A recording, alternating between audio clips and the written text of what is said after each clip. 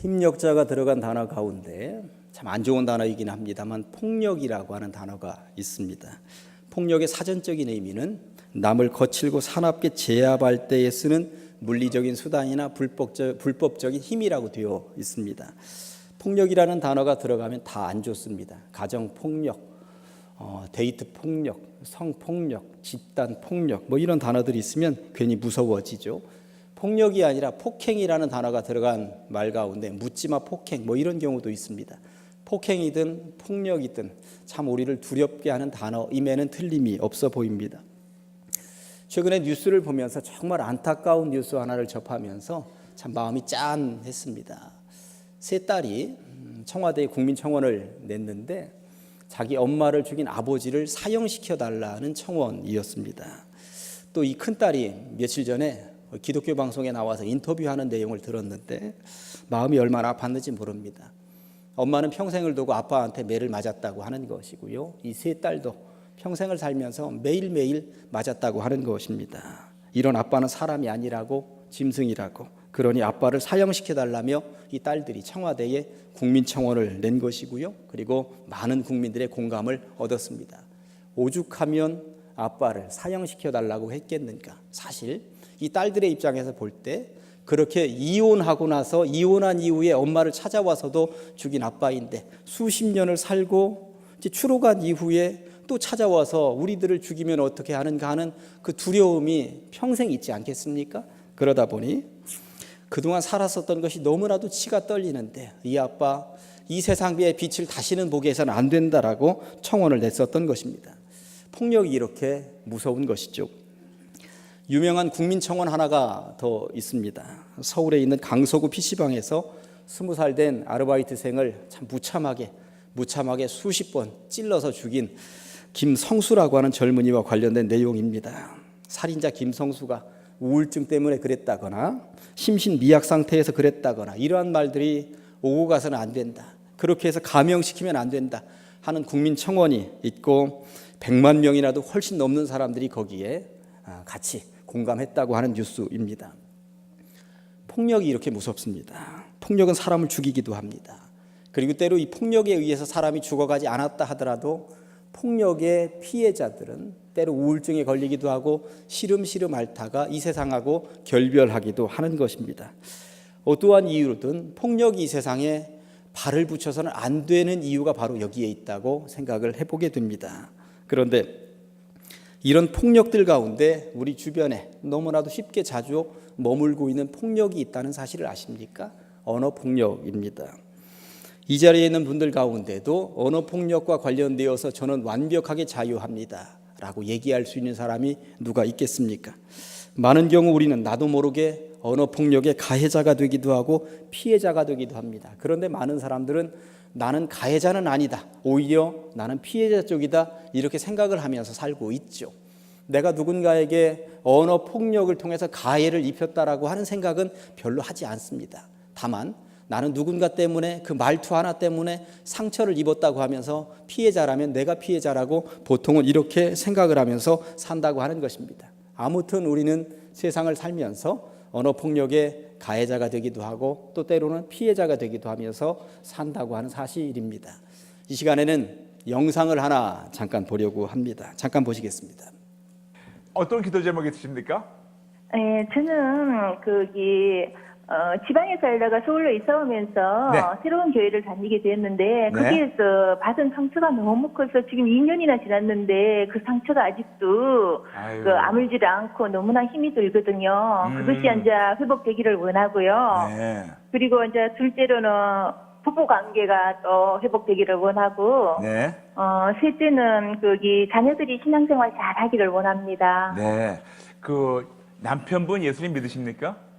남편이 저랑 결혼하면서 이제 불신자 집안에서 예수를 믿기 시작했는데 요즘 들어서도 신앙생활을 쉬고 있어요. 알겠습니다. 너무 전화 잘하셨어요. 그런데 제가 먼저 성도님, 네네.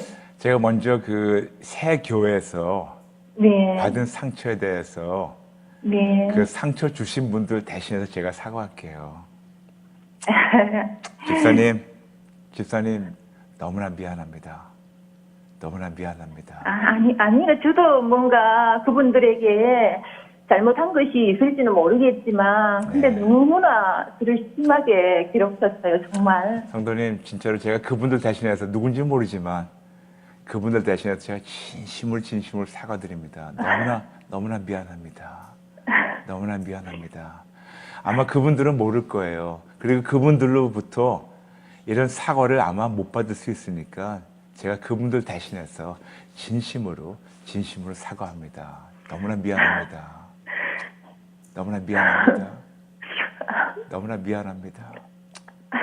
너무나 미안합니다. 너무나 죄송합니다. I'm so sorry. 너무나 미안합니다. 아닙니다, 목사님. 너무나 미안합니다. 죄송합니다. 진짜 그분을 대신해서 제가 용서를 빕니다. 너무나 죄송합니다. 너무나 죄송합니다. 너무나 죄송합니다. 너무나 죄송합니다. 제가 집사님 위해서 기도해 드릴게요. 아버지, 너무나 죄송합니다. 하나님의 자녀들이 하나님을 대신한다고 하면서 얼마나 서로에게 상처 주는지, 상처를 받은 자는 아는데 상처 준 자는 몰라요. 상처 준 자는 모르는데 상처 받은 자들은 이것이 평생 갈 수 있는데, 아버지, 지금 하나님 귀한 딸 이렇게 정말 흐느끼며 오해를 하면서 그들에게 진짜 미안하단 말 한 번만 들었으면 될 텐데, 그들에게 진짜 미안하다고 용서해달라고 한 번만 들었으면 될 텐데, 이거를 평생 못 듣고 지나갈 수 있었었는데, 하나님께서 오늘 조금이나마 무익한 종의 입술을 사용하여서 아버지의 딸을 이렇게 위로하시니 감사합니다. 아버지, 위로해 주세요. 아버지, 위로해 주세요. 그리고 진심으로 제가 진짜 그분을 대신해서 진심으로 사과하는, 진심으로 용서를 비는 게 이 진정성이 이 귀한 딸의 마음에 아팠던 상처를 녹일 수 있게 도와주세요. 진정으로 녹일 수 있게 도와주세요. 진정으로 쌓였던 아픔이 다 녹아 없어지게, 진정으로 없어질 수 있게 아버지께 지금 다 걷어가시고 아픈 건 다 없애주세요. 다 없애주세요. 아버지, 그 아팠던 지난 몇 년 동안 그 아팠던 그 마음들 아버지 지금 다 어루만지시고 지금 다 치료하시고 지금 다 회복시켰어요. 지금 다 회복시켜주세요. 그리고 그 아픈 기억도 지워주세요. 아픈 기억도 아버지 다 지워주세요. 그리고 아버지, 남편분 인격적으로 만나주시고 진짜 예전에 그렇게 부부가 알콩달콩 정말 그렇게 연애할 때 그렇게 사랑이 넘쳤던 그런 가정으로, 그런 진짜 그렇게 그런 관계를 가질 수 있게 다시 한번 회복시켜 주시고, 인격적으로 남편분 만나주시고, 아버지 자녀들도 아버지 인격적으로 만나주시고, 이 가정이 진짜 기도하는 분이 엄마 한 분밖에 없습니다. 아내 한 분밖에 없습니다. 이 딸 한 명만 이 가정을 위해 기도하니 아버지, 이 딸을 씌워주시고 아버지 위로해 주시고 지금 어루만지시고 아버지 꼭 껴안아 주시고, 아버지 안에서 진짜 아팠던 그 기억들이 없어지고, 아버지 진짜 하나님과 관계가 회복이 되고, 부부도 회복이 되고, 부모 자식 간이 회복이 되고, 가정이 회복되고, 그리고 하나님과 관계가 모든 자들이 회복됨으로 말미암아 그동안 잃어버렸던, 빼앗겼던 기쁨과 빼앗겼던 그 소망과 빼앗겼던 그 행복이 다시 회복되게 도와주세요. 아멘. 아버지 감사합니다. 아버지 전화 끊고 나서라도 계속해서 이 딸 어루만져 주시고 계속해서 회복시켜 주세요. 아멘. 예수님의 이름으로 기도합니다. 아멘. 아멘. 집사님, 네. 감사합니다. 집사님 힘내세요. 감사합니다, 집사님. 오직 예. 복음, 오직 믿음. 나도 모르게 언어 폭력의 가해자가 될 수도 있구나. 저렇게 누군가는 그 피해를 입어서 2년이고 3년이고 그거 내려놓지 못하고 저렇게 울부짖을 수 있구나 하는 생각을 해보게 되죠. 가정에서도 저도 한 사람의 아버지로서 자녀들에게 뭔가 상처를 준 적이 왜 없겠습니까? 그런데 지나놓고 보니까 미안해, 왜 그런 걸 가지고 그래, 밥이나 먹자 이러고 그냥 지나가려고 했었던 경우들이 너무나도 많이 있었구나 하는 생각이 들어요. 그런데 이분이 목사님이 상담하면서 미안하다는 말을 수십 번 하지 않습니까? 다 이게 위로가 될 때까지 수십 번을 내뱉는 것 보면서 미안하다는 말은 그냥 미안해. 그런 걸 가지고 그러냐, 이것 가지고 해결되는 것이 아니구나 하는 것을 제가 깨닫게 되었습니다. 자녀들도 와 있는 연합 예배 시간이에요. 살면서 서로 간에 나도 모르게 상처 주는 것들도 있을 수 있고요. 아직까지 화해되지 않은 것들도 있을 수 있습니다.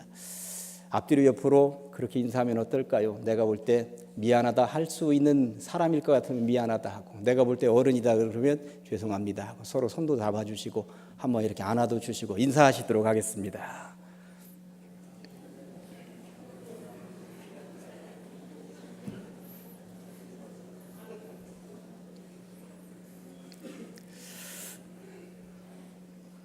그리고 이제 집에 가셔서 오늘 예배에 함께 참여하지 못한, 또 1부에 드렸고 2부에 드린 분들은 집에 가시면 꼭 손잡아 주시면서 혹여라도 미안한 것이 있었다면 죄송합니다 하면서 서로 그동안 쌓여 있었던 것이 혹여라도 있을지 모르니까 그렇게 나도 모르게 폭력이라는 단어를 쓰고 싶지는 않지만 나도 모르게 내뱉어진 언어폭력 가해자가 아니라 이제는 언어를 통해서 따뜻하게, 이 말에도 온도가 있다고 그러잖아요. 늘 따뜻한 말을 내뱉는, 그래서 언어폭력의 주인공들이 안 되시기를 주님의 이름으로 간절히 축원합니다. 힘력자가 들어간 단어 가운데 권력이라고 하는 말도 있습니다. 사전적인 의미로는 다른 사람을 내 마음대로 움직이거나 지배할 수 있는 공인된 힘이라고 되어 있습니다. 다른 사람들을 내 마음대로 움직여? 그런데 다른 사람들을 내 마음대로 움직이도록 거기다가 공적으로 힘을 실어 주었어. 아주 이거 매력적인 단어입니다. 그래서 공적으로 인정된 힘을 일컬어서 공권력이라고 하는 것입니다. 폭력이든 권력이든 다 힘을 가지고 있습니다. 권력에 비해 폭력이 좀 더 나쁜 것이라고 생각을 할 수도 있습니다만, 권력도 공인된 힘이라고 해서 함부로 휘두르면 이게 문제가 발생을 합니다. 오히려 폭력보다 권력이 더 많은 사람들에게 때로 피해를 주기도 한다라고 하는 것입니다. 폭력은 한 사람, 또 주변에 몇 사람에게 피해를 줄 수 있습니다만, 권력을 가지고 휘두르면 많은 사람들, 어떤 경우는 전 국민이 피해를 당할 수도 있다라고 하는 것입니다. 예수님께서는 이러한 권력에 대해서 어떻게 말씀하고 계실까요? 우리 예수님은 이런 힘에 대해서 뭐라고 말씀하실까요? 오늘 그 이야기를 해보려고 합니다. 제가 3가지 예수님과 관련된 이야기를 들려드리려고 하는데, 이 3가지의 공통점이 무엇인지 여러분들 지금 들으면서 찾아보시는 것입니다. 첫 번째 장면입니다. 예수님은 3년 동안 공적인 활동을 하셨습니다. 고향 땅을 떠나셨고 제자들을 규합하셨고 제자들을 가르치셨고, 그리고 백성들 앞에서 설교를 하셨습니다. 많은 기적도 베푸셨고요, 병들도 고쳐주셨습니다. 때로 힘들고 어려워하는 사람들 찾아가셔서 손을 잡아주셔서 일으켜 세워주셨습니다. 사실 예수님의 이런 활동은 처음에는 그냥 잔잔한 물결 같았습니다. 그래서 어떤 사람들은 살그머니 스며들어서 예수님을 믿고 찾아 나오기도 했고요, 어디 저쪽에 그런 젊은이가 있다더라 하면서 어떤 사람들은 그냥 멀찍이에서 바라보기만 하고 그랬던 것이죠. 그런데 어느 순간 예수님의 인기가 하늘 높은 줄 모르고 치솟는 순간이 있었습니다. 언제였을까요? 오병이어의 기적 이후였습니다. 물고기 5마리와 그리고 보리떡 5개와 물고기 2마리로 5,000명을 먹이고 12광주리가 남았다라고 하는 이 기적 이후에 사람들은 그냥 평범하게 보았던 젊은이, 이렇게 시각을 바라보지 않고 놀라운 시선을 가지고 그 젊은이를 바라보기 시작을 했다라고 하는 것입니다. 오병이어의 기적 이후에 그동안에는 시골 촌뜨기라고 하는 딱지를 가지고 있었는데 이제 스타가 되었습니다. 그래서 슈퍼스타 예수가 되었다고 하는 것입니다. 이전까지만 해도 시골 청년 한 명이 그냥 왔다 갔다 하면서 말 잘한다 이런 정도였고, 기적도 행한다더라 이런 정도였는데, 이제는 그렇게 시골 뜨기 청년 하나 바라보는 것 가지고, 보는 시각 가지고 보기에는 너무나도 놀라운 일을 행하는 젊은이로 보이게 되었다고 하는 것이죠. 그러다가 오병이어의 기적을 본 이 백성들에게 이상한 분위기가 하나 감지되었는데, 저분을 왕으로 옹립하자, 그냥 세상 젊은이들과는 너무나도 다르니 저분을 왕으로 세워서 왕으로 우리가 세우자. 그래, 이 말은 무엇입니까? 우리의 권력자가 되어 주십시오. 우리를 다스려 주십시오. 우리를 통치해 주십시오. 이렇게 제안을 드리고 있는 것 아니겠습니까? 그런데 예수님께서는 이런 분위기가 마음에 들지 않으셨습니다. 왜냐하면 예수님은 세상의 권력자로 오신 것이 아니기 때문에, 사실 폭력이든 권력이든 뭐 하자는 것입니까? 위에서 누르자는 거거든요. 위에서 다스리자는 거거든요. 위에서 통치하자는 거거든요. 내 마음대로 안 되면 휘두를 수도 있다라고 하는 것이 폭력이든 권력이든 이 단어 속에는 들어있는 것 아니겠습니까? 그런데 예수님은 세상의 권력자로 오지 않으셨다고 분명히 인정을 스스로 하고 있기 때문에 우리의 왕이 되어 주십시오 이런 제안에 우리들 같으면 얼싸좋다 하고 그래 하자 하셨겠습니다만 예수님은 나는 아니다 하고 산 위로 기도하러 올라가셨다고 성경이 말씀하고 있습니다. 예수님과 관련된 첫 번째 이야기였습니다. 두 번째 이야기, 예수님은 나 세상 권력 싫다 하면서 산으로 올라가셔서 기도하셨습니다만 그렇다고 하여서 예수님을 향한 권력 지향 분위기가 시들시들해진 것은 아니었다고 하는 것입니다. 오병이어의 기적 이후에 사람들 속에서는 소문이 퍼지기 시작을 했죠. 저 예수 쫓아다니면 굶지는 않는다더라. 2000년 전 그 당시는 하루에 한 끼 먹으면 제대로 먹던 시절이었습니다. 그런데 하루 한 끼 식사를 해결해 주시는 분이 나타났으니 저분 따라다니면 굶주리지는 않는다. 이런 분위기가 형성되어 있었던 것이죠. 더군다나 예수님 주변에 있는 제자들을 보니까 너무 멋져 보이는 것입니다. 나는 왜 진작 따라가지 않았단 말인가. 이제라도 따라가자. 저분의 제자가 되어야 되겠다 하면서 젊은이들이 예수님 앞에 줄서기 운동이 시작이 되었습니다. 너도 나도 달려와서 예수 앞에 줄을 서자.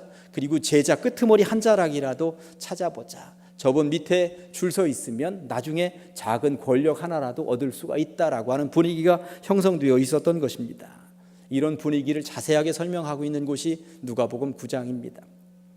많은 젊은이들이 예수님 앞에 줄서기 하면서 달려들고 있었는데 그 중에 젊은이 한 명이 예수님이 어디로 가시든지 저는 주님 따르겠습니다. 이 목을 예수님 앞에 내놓겠습니다. 이렇게 얘기를 하고 예수님 앞에 무릎을 꿇었습니다.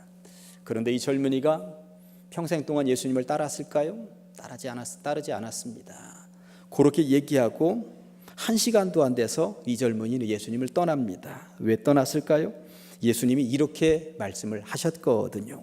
누가복음 9장 58절에 보면 여우도 굴이 있고, 그러니까 들짐승들도 집이 있고 공중의 새도 집이 있으되 날짐승들도 집이 있는데 인자는 머리 둘 곳이 없도다. 들짐승, 날짐승들도 집이 있고 그리고 어디 들판에 가면은 먹을 것도 풍부하고 그런데 나를 따라다니는 이 일은 권력을 얻는 자리가 아니라 집도 없고 먹을 것도 때로 굶주려야 하는 자리일지도 모른데 그런데도 따라올래? 이렇게 말씀하셨다고 하는 것입니다. 그러니 이 젊은이가 버티겠습니까? 권력 한 자리 얻으려고 주님 어디든지 따르겠습니다. 저를 제자로 삼아 주십시오 했는데 예수님은 내 자리는 그런 자리 아니다. 나는 권력의 자리가 아니라 아무것도 없는 자리.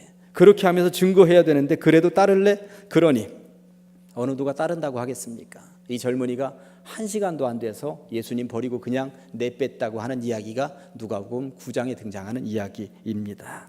아무튼 세상 젊은이들은 예수님을 통하여 권력 한 자락이라도 얻겠다라고 하는 것이었고 예수님은 나는 그런 자리 줄 의향이 없다고 말씀하셨다고 하는 것입니다. 세 번째 장면이 바로 오늘 본문 장면입니다. 오병이어의 기적 이후에 세상 사람들이 떼거리로 몰려들었다고 말씀을 드렸죠. 왕이 되어 주십시오. 그런데 왕이 되어 주십시오 할 때에 나는 그런 권력 필요 없다 했더니 일부의 사람들은 떠나긴 했습니다만 그래도 젊은이들이 그렇지 않다. 저분은 뭔가 있다 하면서 권력 한 자리라도 얻으려고 막 몰려들고 있었죠. 참 놀라운 일이었습니다. 그런데 이렇게 젊은이들이 막 예수님께로 몰려드는 장면을 보면서 심기가 불편한 사람들이 있었습니다. 누구였을까요? 제자들이었습니다. 제자들이야 저렇게 수없이 많은 사람들이 몰려들면 한편으로 좋을 것 같은데 제자들이 볼 때에 저런 사람들한테 내 자리 뺏기면 어쩌지? 이런 불안함이 있었다고 하는 거예요. 사실 몰려드는 사람들 가운데 시골 촌뜨기들도 있었습니다만 당시 지식인들도 있었습니다. 그러니 그런 사람들이 떼거리로 몰려오다가 보니까 이러다가 팽당하는 것은 아닌가 하는 위기의식이 팽배하게 제자들 마음속에 자리를 잡고 있었다고 하는 것이죠. 이거 안 되겠다. 이런 분위기에 가장 발빠르게 움직인 제자가 있었으니 오늘 세베대의 두 아들이라고만 나와 있습니다만 요한과 야고보였습니다. 요한과 야고보는 어머니를 대동하고 예수님 앞에 나타났습니다. 그리고 예수님께 확실한 도장을 찍어두자고 생각을 했던 것이죠. 미리 선점해야 되겠다는 생각을 했던 것입니다. 예수님 앞에 선 요한과 야고보의 어머니가 치맛바람 휘날리면서 청탁을 합니다. 예수님, 제 자식들 3년 동안이나 예수님 따라다니면서 수제자 노릇한 것 아시죠? 예수님 예루살렘에 올라가면 장관 정도는 제 자식들에게 주셔야 합니다 하고 제안을 했다고 하는 것입니다. 이때 예수님께서 해주시는 대답이 무엇입니까? 22절에 예수께서 대답하여 이르시되 너희는 너희가 구하는 것을 알지 못하는도다. 내가 마시려는 잔을 너희가 마실 수 있느냐? 그들이 말하되 할 수 있나이다. 요 장면만 딱 떼놓고 얘기를 해보면 제자들이 아주 멋진 대답을 한 것 같습니다. 예수님이 마시는 잔이라고 하는 것이 무엇인지 아십니까? 오늘 본문 앞부분에 읽었었던 내용이 무엇이었습니까? 예수님은 예루살렘 성에 올라가면 고난을 당할 것이라고, 그리고 죽을 것이라고, 조롱을 당할 것이라고, 채찍질 당할 것이라고, 십자가에 못 박힐 것이라고 분명히 말씀하셨거든요. 그러니까 지금 이 오늘 본문 앞부분에는 예수님은 예루살렘에 올라가서 권력이 아니라 고난이라고, 권력이 아니라 십자가라고 분명히 제자들에게 교육하면서 말씀하셨는데 제자들은 그 교육을 다 받고 지금 1시간도 안 돼서 지금 어떻게 하고 있는 것입니까? 이 권력 달라는 것입니다. 권력 달라는 거예요. 그러니 예수님께서 얼마나 기가 막히시겠습니까? 세 장면 보셨습니다. 오병이어의 기적 이후에 권력자가 되어 주십시오. 권력자가 되어달라고 하는 말은 우리가 주님을 권력자 삼았으니, 왕이 되었으니 우리 예수님을 권력자로 삼은 우리들도 생각해 주시겠지, 이런 마음이 옹알이를 틀고 있는 거거든요. 두 번째, 젊은이들 막 몰려왔습니다. 죽기까지 따르겠습니다. 어디를 가시든지 동행하겠습니다. 권력지향형이었습니다. 세 번째, 제자들도 마찬가지였습니다. 왕이 되시면 한 자리 주십시오. 그것 가지고 서로 욕심을 내고 있었다고 하는 것입니다. 그런데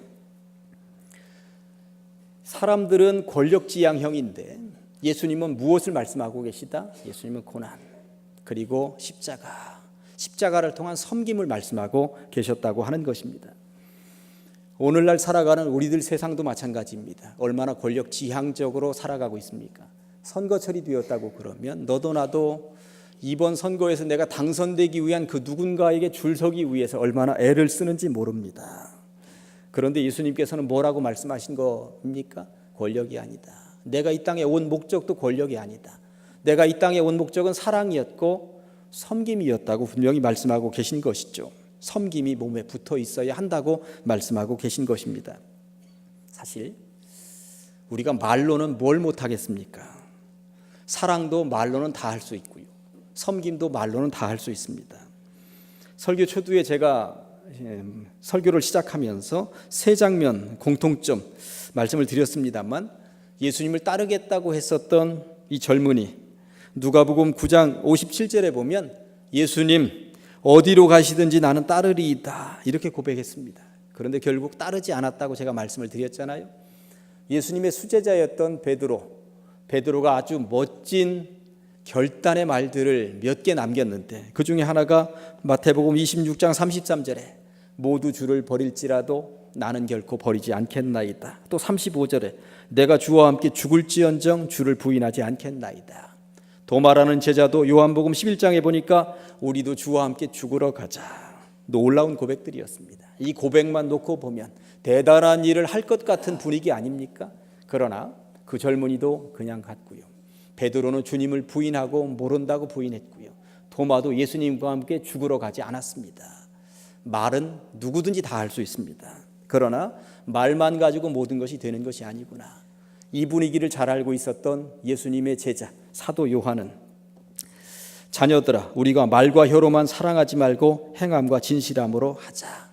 바로 이 말, 우리가 말과 혀로만 사랑하지 말고 행함과 진실함으로 하자, 이 말을 남긴 사람이 오늘 예수님한테 와서 권력을 청탁하는 어머니 아들 요한이거든요. 그러니까 자기가 옛날에 말로는 뭐든지 다 할 수 있다고 생각을 했지만 말 가지고 되는 게 아니구나, 행함과 실천이어야 되는구나, 자기가 실증적으로 체험하고 나서 지금 편지를 통해서 사람들에게, 성도들에게 알리고 있다고 하는 것입니다. 예수님은 이 땅에 오셔서 말로만 하지 않으셨습니다. 그 높고 높은 하늘 보좌를 버리고 이 땅에 내려오셨고요. 세례 요한 앞에도 고개 숙이고 세례를 받으셨습니다. 죄인들과 친구가 되셨고요. 예루살렘 성에 입성하시면서 백마 타고 가지 않고 어린 나귀 새끼 타고 올라가셨습니다. 친히 팔을 걷어붙이시고 제자들의 발을 씻겨주셨습니다. 예수님은 섬김이 이렇게 몸에 붙어 있었다고 하는 것입니다. 기독교인 성인 가운데 성 프란시스코라고 있습니다. 잘 아시죠? 이분이 남긴 유명한 말 가운데 항상 복음을 전하라. 꼭 필요하다면 말도 사용하라. 꼭 필요하다면 말도 사용하다 하라는 말은 무슨 말이에요? 삶으로 실천으로 몸으로 보여주라는 얘기입니다. 무엇을? 복음을. 너희들이 어떻게 사느냐에 따라서 세상 사람들이 복음이 무엇인지 복음이 진리인지 깨달을 것이 아니냐. 예수님은 권력을 요구하는 무리들에게, 권력 지향형인 제자들에게, 젊은이들에게 뭐라고 말씀하십니까? 오늘 본문 28절에 보니까 같이 시작. 인자가 온 것은 섬김을 받으려 함이 아니라 도리어 섬기려 하고 자기 목숨을 많은 사람의 대속물로 주려 함이니라. 아멘. 폭력이든 권력이든 어쨌든 우위층에 있습니다. 위에 있으니 아래에 있는 사람들에게 폭력을 가하기도 하고 권력을 통하여서 다스리기도 하는 것입니다. 폭력이든 권력이든 하여튼 위에서 놀겠다라고 하는 심보가 거기에는 있습니다. 높은 자리에 올라서 하겠다라고 하는 심보가 자리 잡고 있는 것이죠. 그런데 예수님은 낮은 자리, 섬기는 자리여야 한다고, 그 일을 위해서 당신이 오셨다고, 그러니 나를 따르기를 원하느냐? 너희들도 사랑의 자리, 섬김의 자리에 있어야 된다고 분명히 말씀하고 계신 것입니다. 이제 말씀을 정리해 보겠습니다. 폭력이 일상화된 세상에서 살고 있습니다. 너무나도 많은 폭력들이 우리들 주변을 어슬렁거리고 있구나. 그리고 뉴스를 보기도 겁나는구나. 밤길이 무섭고 여자아이 밖으로 내보내기도 무서운 세상이구나 알고 있습니다. 그런데 또 보면 우리들도 나도 모르게 가정에서, 일터에서, 교회에서 언어 폭력의 주인공들이 되어서 때로는 가해자로, 때로는 피해자로 살아가고 있구나 하는 것을 알게 됩니다. 또 부모님들은 권력자이기도 합니다. 집에서 보면 자녀들을 다스리는 위치에, 통솔하는 위치에 있는 권력자들이죠. 이러한 권력자들은 또 어떻게 살아가야 하는 것일까요? 잘 휘두르면 박수를 받지만 잘못 휘두르면 상처를 줄 수도 있다라고 하는 사실입니다. 예수님은 어떠한 폭력도 거부하셨고요, 어떠한 권력도 거부하셨습니다. 다만 예수님께서 품으셨던 마음이 있다면 사랑의 마음이었고 섬김의 마음이었다고 하는 것, 그리고 그것이 말뿐이지 않았고 예수님은 섬김과 사랑을 진짜 행동으로 보여주셨다고 하는 것입니다. 말과 혀로만이 아니라 섬김과 사랑의 길로 예수님 따라 걸어가시기를, 그래서 주님이 원하셨던 아름다운 가정과 교회와 사회를 만들어가는 주인공들이 다 되시기를 주님의 이름으로 간절히 축원합니다. 기도하시겠습니다. 하나님의 은혜 감사합니다. 거룩한 주일 주님 전도로 우리를 불러 주시옵시고 예수님께서 이 땅에 오셔서 말과 혀로만이 아니라 섬김과 사랑으로 살아가셨음을 우리가 배우게 하시고 또 따라잡게 하시니 감사합니다. 폭력 없는 세상 살게 하시고 권력보다도 섬김의 세상에서 살 수 있도록 우리를 이끌어 주시옵소서. 상처받은 이들이 있다면 주님께서 친히 찾아가시어서 위로하여 주시옵시고 주님이 원하시는 아름다운 가정, 아름다운 교회, 아름다운 사회를 함께 만들어가는 주의 백성들 되게 하여 주시옵소서. 예수님의 이름으로 기도합니다.